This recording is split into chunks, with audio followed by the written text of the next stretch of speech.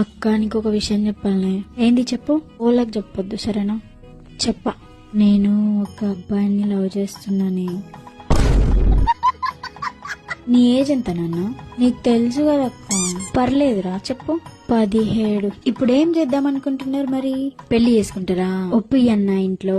అదే అక్క వాడు లేచిపోదామంటుంది. గుడ్ గుడ్, చాలా మంచి పని చేద్దాం అనుకుంటున్నారు.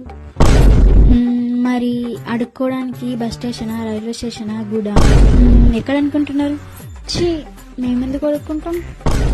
డిగ్రీలు, పీజీలు, బీటెక్లు చేసి బయట జాబులు లేక పిచ్చోళ్ళ లెక్క తిరుగుతున్నారే. అంత చదువులు చదివి ఏ జాబులు దొరకక జొమాటో, స్విగ్గీ, జెప్టో, ర్యాపిడోలు చేసుకుని రూమ్ రెంట్లు కట్టుకుని ఉంటున్నారే. అవునే, నీకు ఆయిల్ ప్యాకెట్ రేట్ అయితే తెలుసా? ఉప్పు, కారం, అల్లం, పసుపు, కూరగాయలు, పప్పులు, శనగపిండి, మైదాపిండి, గోధుమ పిండి కొనుక్కోవడానికి గ్యాస్, నెల నెల రూమ్ రెంట్లు, కరెంటు బిల్లు, వాటర్ బిల్లు, ఇవన్నీ ఎట్లా కడతారే? అందుకే అడుగుతున్నాను ఏ ప్లాట్ఫామ్ చూస్ చేసుకుంటారని అడుక్కోవడానికి. నీ అమ్మ చిన్న పోరగండ్ల కాడికించి లవ్వులట, కొవ్వులట, కనీసం మేజర్లు కూడా కాదు. అప్పుడే మస్తు దూరం ఆలోచించేసారు. ఏం చేద్దాం, ఈ జనరేషన్ అట్లాంటిది మరి.